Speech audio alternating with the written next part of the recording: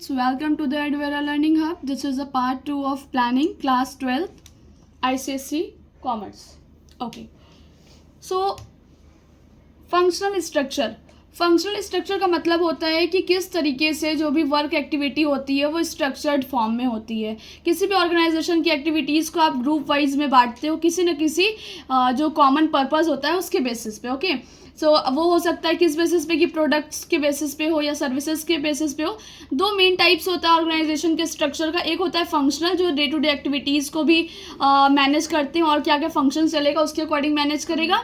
Next divisional structure क्या होता है, मतलब डिपार्टमेंट वाइज चीज़ों को बांटा जाता है. देखते हैं बोर्ड ऑफ डायरेक्टर्स का क्या रोल होता है. बोर्ड ऑफ डायरेक्टर्स जो होते हैं वो मैनेजिंग डायरेक्टर्स भी कहलाते हैं. क्यों? क्योंकि जो अभी डिविजनल कैसे करेंगे, production manager, marketing manager, finance manager. Production का मतलब है कि कितने चीज़ों को बनाएंगे आप, किस तरह का प्रोडक्ट बनाएंगे, क्या रिपेयर मेंटेनेंस में हेल्प चाहिए होगी, क्वालिटी का ध्यान रखना है, फैक्ट्री में क्या क्या चीज़ें बन रही हैं, कैसे बन रही है, कहाँ से ट्रांसपोर्ट आ रही है, सारी चीज़ों का. इनको फोरमैन भी कहते हैं. नेक्स्ट परचेज मैनेजर, कहाँ से स्टोर करेंगे, परचेज करके रॉ मटेरियल रख रहे हैं कि कहाँ पे कितनी क्वांटिटी में परचेज करना है, ये सारी चीज़ों के बारे में. मीन्स कि गुड को बनाना, क्रिएट करना. ओके नेक्स्ट मार्केटिंग मैनेजर, आपने गुड्स तो बना लिया लेकिन सेल्स कैसे करोगे आप, कौन से स्ट्रैटेजी को यूज़ करोगे सेल्स करने में, कैसे सेल्स बढ़ सकती है. नेक्स्ट एडवर्टाइजिंग मैनेजर, ये भी होते हैं जैसे सोशल मीडिया के थ्रू अपना एडवर्टाइजमेंट करना है, कौन से एडवर्टाइजिंग एजेंसी से डील करनी है कि आप मेरे प्रोडक्ट को एडवर्टाइज करिए, इसकी सेल्स इंक्रीज करिए. तो ये सारी चीज़ें मार्केटिंग मैनेजर के अंदर में आता है. Clear.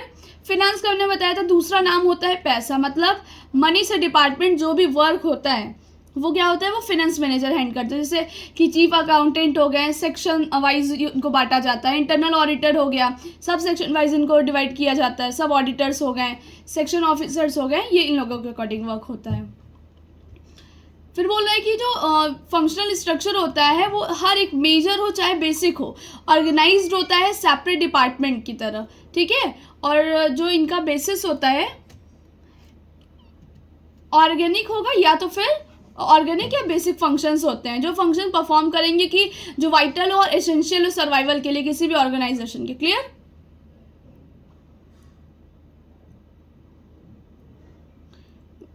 Next advantage of functional structure, ये मोस्ट लॉजिकल होगा, टाइम प्रूवन होता है, नेचुरल होता है, किसी भी तरह का आर्टिफिशियल नहीं होता. क्योंकि अगर आप आर्टिफिशियल के चक्कर में पड़ोगे तो आपका स्ट्रक्चर प्रॉपरली नहीं मेंटेन हो पाएगा और आपका वर्क स्मूथली नहीं चलेगा, क्योंकि कभी ना कभी आके वहाँ पर बैरियर्स क्रिएट हो जाएंगे.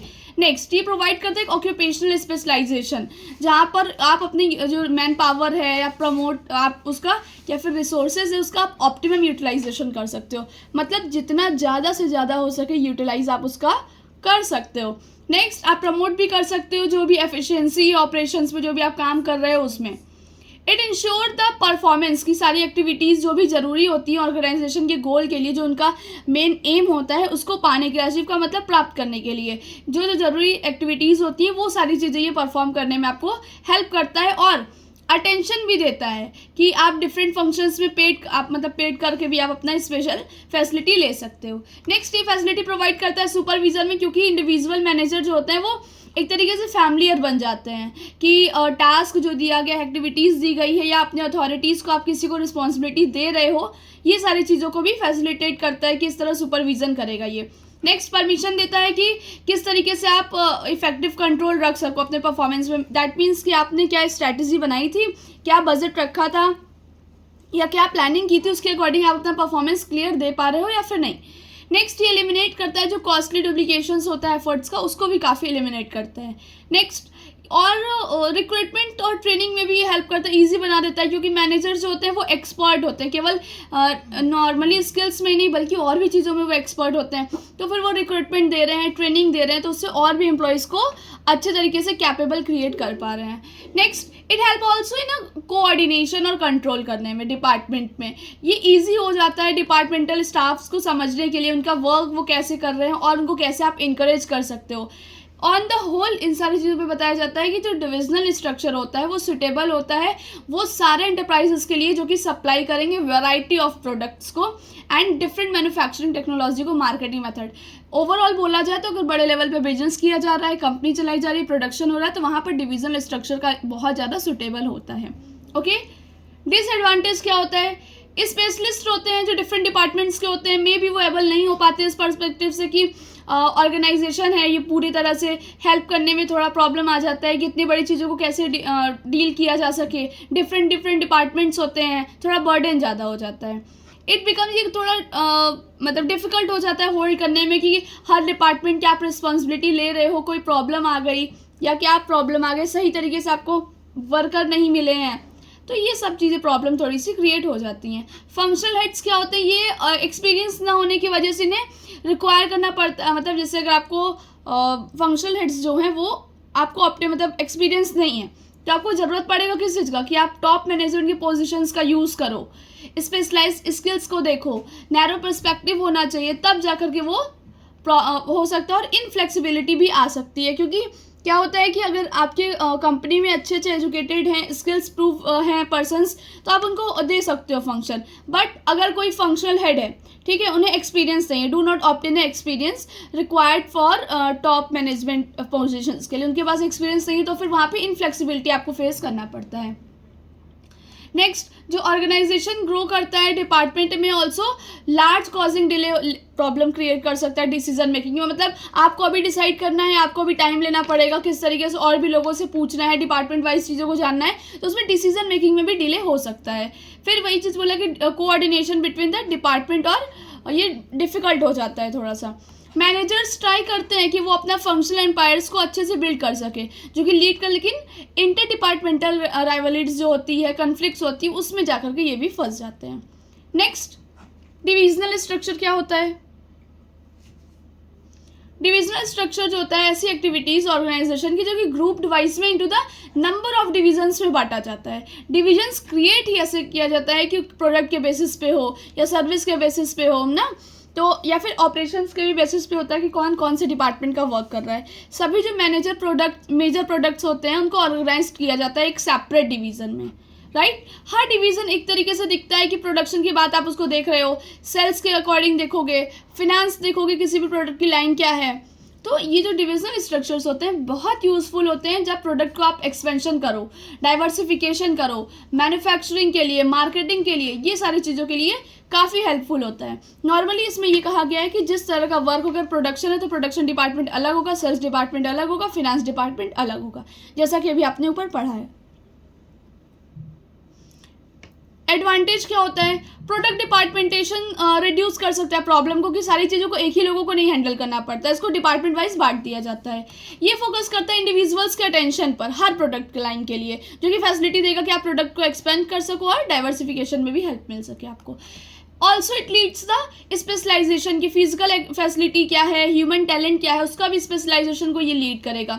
परफॉर्मेंस देखेगा हर एक डिवीज़न का कि उसका क्या ओवरऑल क्या रिजल्ट निकला, जो वो कंट्रीब्यूशन दिया उसका ओवरऑल क्या रिजल्ट निकल रहा है, ईजिली इवेल्यूट कर लेगा रिस्पॉन्सिबिलिटीज़ को जो परफॉर्मेंस के लिए डिवीज़न किया गया है।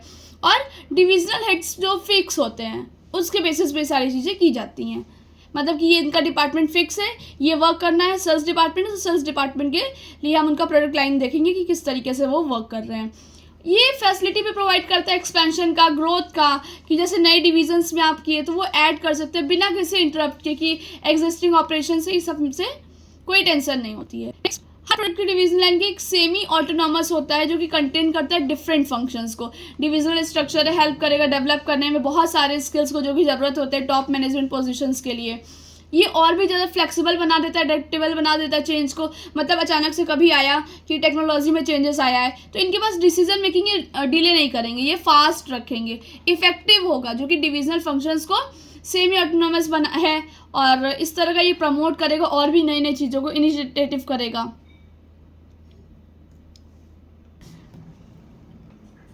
डिवीजनल स्ट्रक्चर के कुछ डिसएडवांटेज देखते हैं। जो फिजिकल एक्ट फैसिलिटी है या फंक्शंस है उसका डुप्लीकेशन भी हो सकता है। हर प्रोडक्ट का सारे जो प्रोडक्ट डिवीजन्स होते हैं वो मेंटेन करेंगे अपने फैसिलिटीज़ को, जो पर्सनल ड्यू रह गया है, ऑपरेटिंग कॉस्ट में भी हाई हो सकता है, राइट। फिर एडवांटेज जो होते हैं वो सेंट्रलाइजेशंस के होते हैं, कुछ सर्टेन एक्टिविटीज़ होंगी जैसे फाइनेंसिंग हुआ, अकाउंटिंग हुआ, डिस्ट्रीब्यूशन हुआ गुड्स या सर्विसेज का, ये सब चीज़ें अवेलेबल नहीं होंगी। और कुछ जैसे अंडर यूटिलाइजेशन, मतलब अच्छे से आप यूज़ नहीं कर पा रहे हो अपने प्लांट कैपेसिटी का, जब उसका पर्टिकुलर प्रोडक्ट का डिमांड बढ़ता है तो आप एडिक्वेट नहीं हो, ये प्रॉब्लम्स आ सकती हैं। मैनेजर्स इस डिपार्टमेंट में फोकस करेंगे अपने अपने प्रोडक्ट पे, बिना सोचे कि टोटल ऑर्गेनाइजेशंस के बारे में।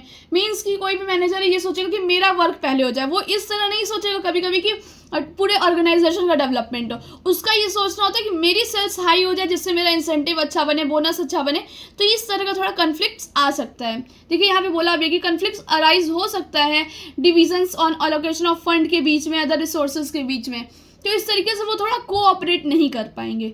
डिविजनल स्ट्रक्चर जो है वो सुटेबल होता है बड़े एंटरप्राइजेस के लिए, क्योंकि वहाँ पे काफ़ी सप्लाई करनी पड़ती है वैरायटी ऑफ प्रोडक्ट्स की, डिफरेंट मैन्युफैक्चरिंग के लिए टेक्नोलॉजीज का और मार्केटिंग मेथड्स का, राइट। नेक्स्ट, फंक्शनल स्ट्रक्चर और डिविजनल स्ट्रक्चर में क्या डिफरेंस होता है, अभी मैंने काफ़ी डिटेल में एक्सप्लेन किया है, यहाँ पे गो थ्रू करते हैं जल्दी से। इसका फॉर्मेशन जो होता है वो मेजर फंक्शंस के लिए होता है, सेपरेट डिपार्टमेंट का होता है ये जो होता है सेपरेट डिविजन्स होता है, मेजर प्रोडक्ट लाइन के लिए होता है। स्पेशलाइजेशन किस चीज़ की होती है, इसमें फंक्शन की होती है और यहाँ पे प्रोडक्ट की होती है।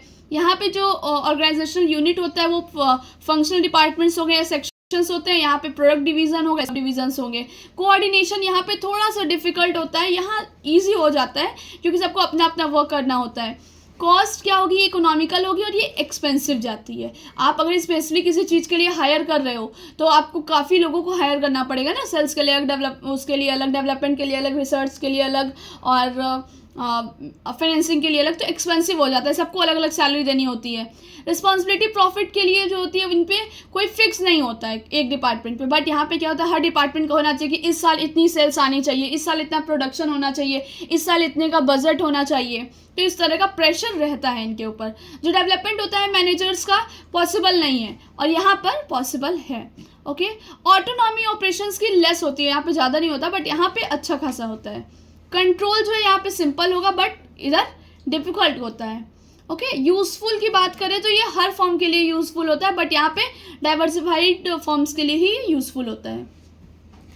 क्लियर। डेलीगेशन ऑफ अथॉरिटी मतलब आप अपनी रिस्पॉन्सिबिलिटी को किसी दूसरे को आप टास्क दे रहे हो या फिर असाइन करने को बोल रहे हैं कि डेलीगेशन ऑफ अथॉरिटी प्ले मतलब का मतलब होता है जब भी कोई मैनेजर असाइन करेगा पार्ट अपने मतलब अपने हिस्से का जो काम होता है उसको वो दूसरे को दे रहा है और give them the authority to perform the assign task. मतलब बोल रहा है, नॉर्मल सी बात आप समझिए कि अपने अथॉरिटी का टास्क वाइज या किसी काम वाइज किसी को दूसरे को रिस्पॉन्सिबिलिटी आप सौंप रहे हो, मतलब आप अपना काम किसी दूसरे को सौंप रहे हो।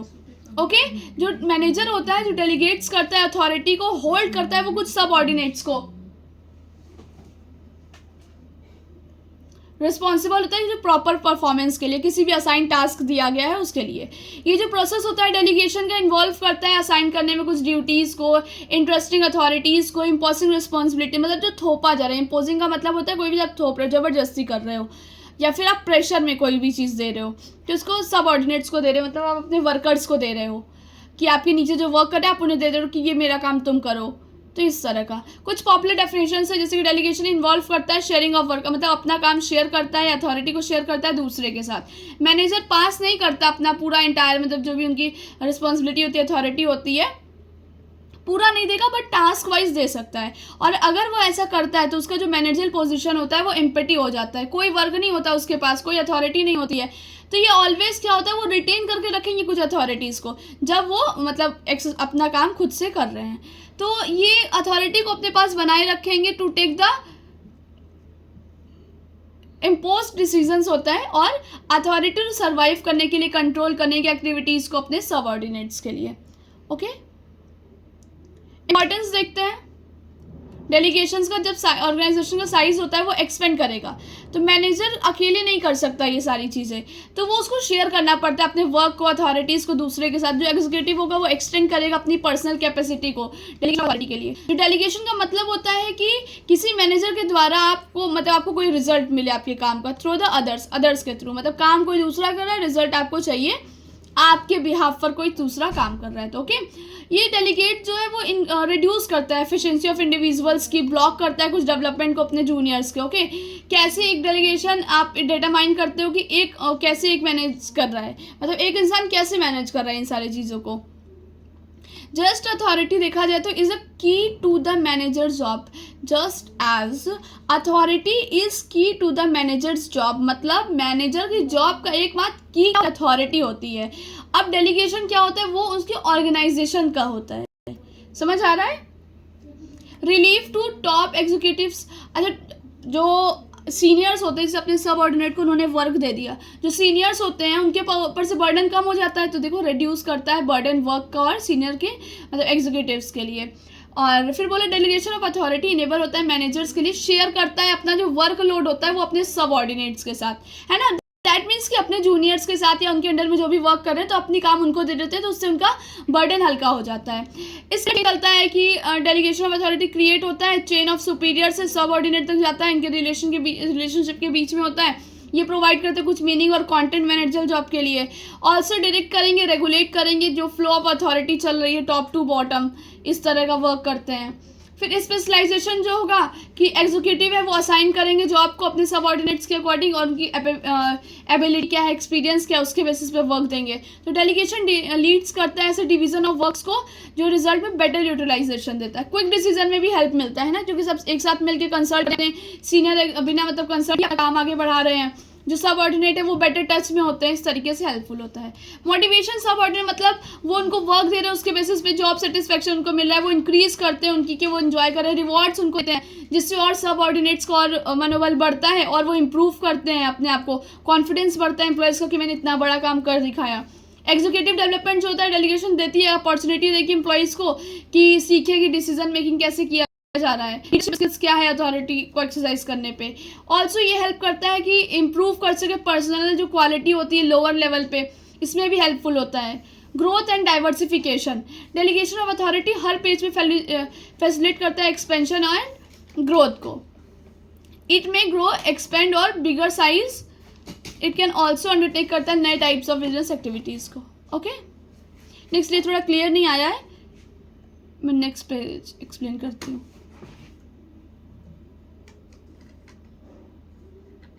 Elements of delegation of authority, elements क्या क्या होंगे, असाइनिंग टास्क मतलब क्या क्या चीज़ें होंगी जो डेलीगेशन ऑफ अथॉरिटी में रोल प्ले करती है। जाहिर सी बात है कोई टास्क होगी ड्यूटी होगी तभी तो वो किसी को ऑर्डर की मतलब आगे शिफ्ट करेंगे, अपने सब ऑर्डिनेट को देंगे, फिर उनके पास ये अथॉरिटी होनी चाहिए, ग्रांट ऑफ अथॉरिटी होनी चाहिए, तभी वो राइट होना चाहिए, मतलब अधिकार होना चाहिए उनके पास कि वो अपने सब ऑर्डिनेट को डिसाइड कर सके कि हाँ ये काम करेगा नहीं करेगा, नेसेसरी रिसोर्सेज क्या हैं, या फिर ये रिप्रेजेंट करे अपने सुपीरियर को, इस तरह का। फिर क्रिएशन ऑफ रिस्पॉन्सिबिलिटी अकाउंटेबिलिटी, मतलब एक बार जो ड्यूटीज होती है असाइन कर दी गई तो अथॉरिटी ग्रांटेड होती है, सब ऑर्डिनेट्स को उसके लिए रिस्पॉन्सिबल बना दिया जाता है, सब ऑर्डिनेट्स के लिए एक रिस्पॉन्सिबिलिटी को क्रिएट कर दिया जाता है। डेलीगेशन क्या होता है,